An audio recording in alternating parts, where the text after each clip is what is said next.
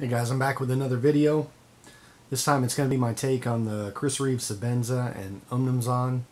I know there are tons of videos and forum threads and discussions about Chris Reeve and his knives. And here recently, probably within the last 12 months or so, I've had the opportunity to be able to trade for and acquire two Chris Reeve knives. The first one being the Umnumzaan that you see there in the picture, and then followed up by a Wilson Tactical Combat Edition of the Sebenza with their Wilson Sunray. So I will tell you that I never had an opportunity to actually handle a Chris Reeve knife before I actually traded for these. So of course I saw all the videos and those forum threads, and I read about them and I looked at them, and I even saw them at some of the different shows that I've been to, IWA in Nuremberg, Germany, for example. I saw them, but I never really handled them. So it's kind of hard to differentiate what all is the hype, what all is the fanboys, or what is the haters, whatever you take of it. With a product that has a good following, you're always going to have that polarization. You're going to have the people on one spectrum that just talk it up, and then you're going to have the other ones that just want to try and talk it down all the time. So my impression of it was I wasn't quite sure if I wanted to spend the money on it. I certainly just didn't have the $400 some at the time. Earlier when I was into knife collecting, I was definitely more into the production knives. But like I said, I've had opportunity now with some trades to be able to get into these higher end knives, and I have started getting into some of the custom or mid-tex and handmade types of knives. So it seemed obvious to go ahead and take a look at these as well. And that's what I want to come up to, and things I'm going to talk about in this video. So the bottom line up front: if you have the opportunity, if you can, get yourself a Chris Reeve knife, okay? And I say that for a couple of reasons, okay? First of all, it's known in the knife community, Chris Reeve is one of the three in the trifecta of knives to get if you're a knife aficionado, or a knife nut, or a knife collector, or a heavy knife user, whatever, okay? Chris Reeve, Strider, and Hinderer, that's the three, okay? So you owe it to yourself. If the community is saying this is the holy trinity, this is the trifecta, this is the top three that everyone has got to have or at least try in their collection, well, there's probably a reason why. And really, you cannot understand fully all of the discussion until you've had one and had an opportunity to handle it and use it and get your own opinion on it.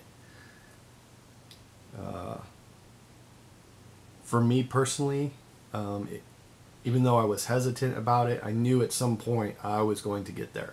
Okay, I consider myself a knife collector. I'm really not heavy on the use of my knives. I just really like knives. So for me, I knew I'd eventually get one, and I'm glad I did. Personally, they did not disappoint me. I actually do like them, and I'll give you some more of my observations and my own preferences about these knives in a bit. The other thing about it, if you get one of these knives, a Chris Reeve knife, it's going to retain its value. So even if you don't like it, you're going to be able to offload it, and you are not going to take a hit for having had that knife. Alright, so let's talk about design and manufacture. So, of late in the knife community, titanium frame locks have been really big, okay? And the Reeve integral lock, okay, the titanium frame lock, the monolock, whatever different name it is, okay? It's an innovation that Chris Reeve produced based off of the Michael Walker liner lock. It was kind of derived from that, okay? So I like it. I know that there's, again, plenty of controversy about, the strength of it and the weaknesses. Every knife design and every aspect of a knife is going to have aspects of pros and cons, and attributes that are positive, weaknesses. Okay, it's all about that application. I think in these knives, the Reeve integral lock, the titanium frame lock, is just fine. All right, it's when people try and push a tool beyond its limits that sometimes some of the negative press can come out. If you understand what the limits are and you take it to that limit but you don't surpass it, you'll find that you can still do quite a lot with these knives. The two that I have, the Umnumzaan, I have an S30V, CPM S30V, and the Sebenza is in CPM S35VN. Again, I'm not a really heavy user. I do notice that they did dull when I used them. However, they were very easy to sharpen. I was using diamond stones as well as Spyderco ceramics, so I wasn't really having a problem with sharpening.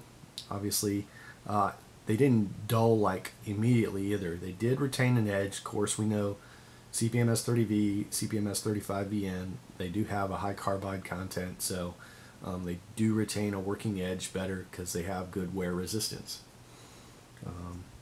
I think the finishes on the knives are very good too, with the polishing of the blades, and I'll open these up in just a minute. Well, I do love titanium, I gotta say that too. I really like it. I don't really necessarily go after metal handled knives usually. Steel is just way too heavy. It scratches way too much in my opinion. I really don't like the use of steel in handles. Aluminum I'm always kind of leery of because I know that it can have the same type of problems if it's not hard anodized or some type of coating, a tough coating on it, it gets scratched up.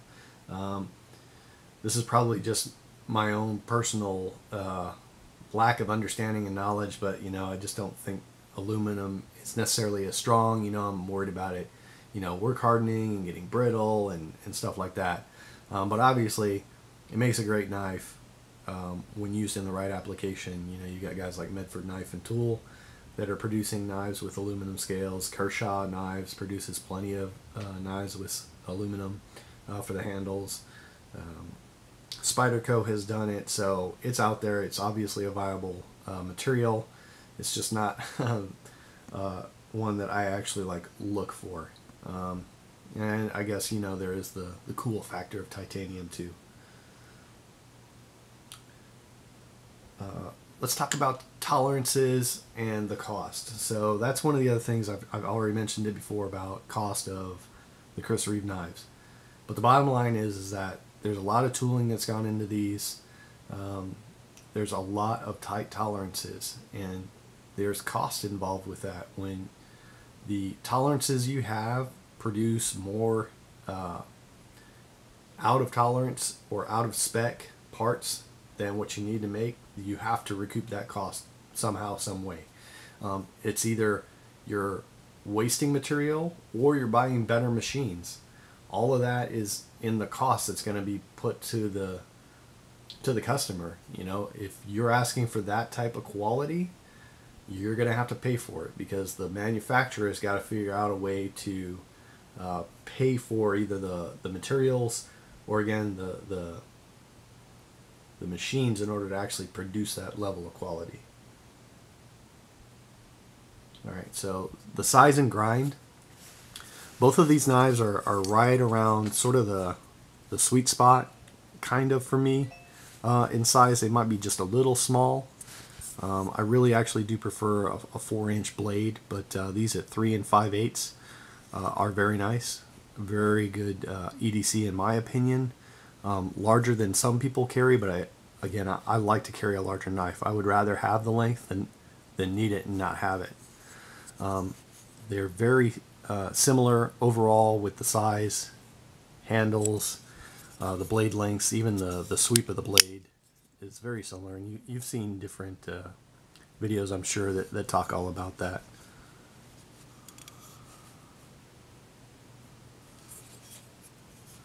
So there's the the lockup for each. And Chris Reeve is known for having later lockups, but in this case, it's not a concern. It's the way these ones are designed. They lock up this way purposely. And since I've had both of these, I haven't had any problems. They have not shifted. Let's talk a little about the Umnumzaan. This one is a bit of an older one. You see it has the older style pivot. It does have the CPM S30V. They are being produced now with S35VN. You also notice the protrusion of the lock bar is not as much here. I do not have the lock bar stabilizer either. So some people prefer this configuration now. I'm glad I've got it. I like having the S30V in the blade. S30V is one of my favorite working steels and knives, stainless steels. I like it.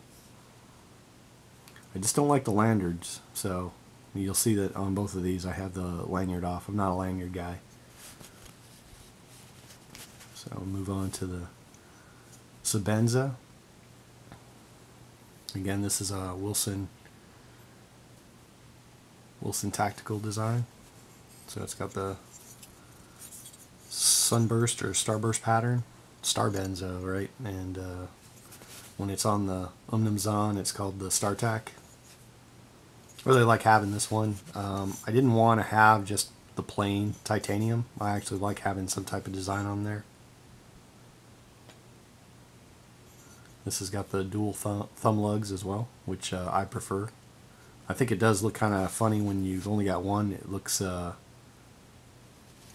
look symmetrical. You know, looks just out of whack to me. I like with the dual thumb lugs.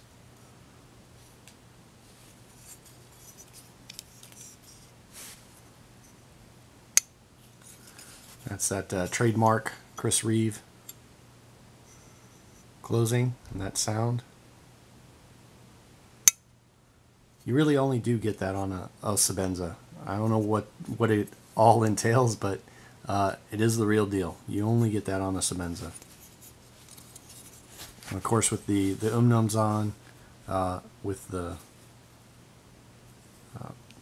thumb studs being the stop, and those polyurethane, I think they're polyurethane O-rings on there. You know, it makes for a quiet opening. Ceramic detent ball and lock face, or the ceramic detent ball is what actually touches the face. I don't know if I can get light in there to kind of show you. See that line?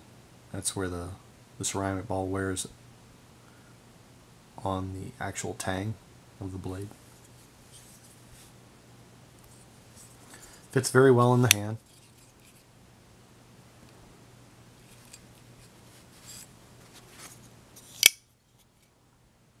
I know the names are Zulu, and this one is, I think it's work in Zulu, and this is boss.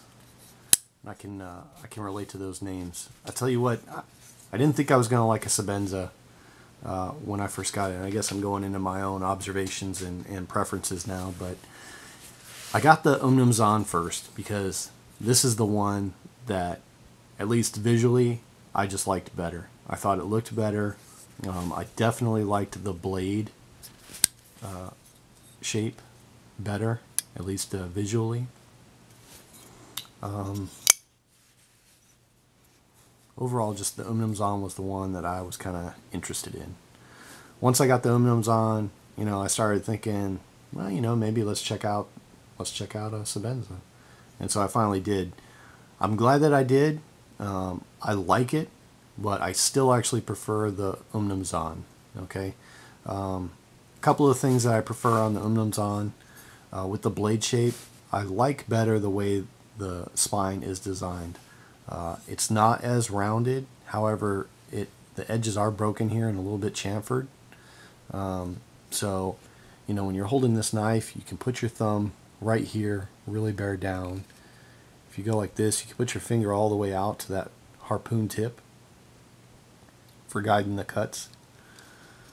I like this jimping better on this particular Umnumzaan. versus my Sebenza. And an interesting thing that I really found that I did not like initially with the Sebenza, when I put it in my hand, if I take it normally and just put my hand like this, what I was finding is I was getting a hot spot right here. This little point would dig into my palm. And this is beyond the Chris Reeves. Knives in general, I'm not always one that wants a 1-to-1 ratio of blade and handle.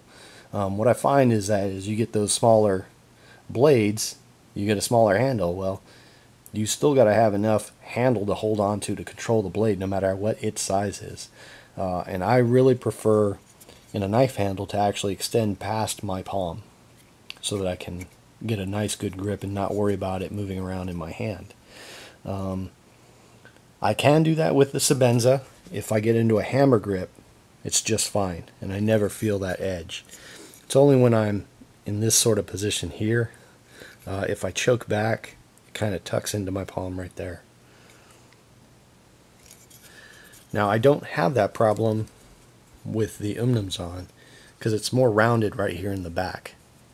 So there is a bit of a kind of a line right there where it transitions, but when it's actually in hand, you don't feel it the same way as in the Sebenza. There's the Idaho made stamp, which I have on both. There you go. Yeah, but overall, for me, the Umnumzaan is a definite winner. I like it. But the Sebenza is no slouch. And I really like the way these cut. The hollow grind, I've never had a problem with it. It is interesting how it kind of flares right there at the tip. And I understand, you know, having that for edge strength. I think if you actually had a hollow ground that came all the way down very thin, then try to put a bevel on it, it might be a little fragile for some people. I don't think you'd get the same level of utility from these blades if it was not strengthened along that edge. But overall, like I said at the beginning of the video, if you've got an opportunity, go ahead and get yourself a Chris Reeve knife. Don't think you'll be disappointed. These will not be the last two that I get. I do plan at some point to actually get a Sebenza 25. I'm really interested in some of the updates that they've made to it. You know, the larger pivot, the even shallower hollow grind I think is going to be cool. And I just really like the blade shape on that as well. So, hope you guys enjoyed this video, and I'll be interested to see your guys' comments. Take it easy.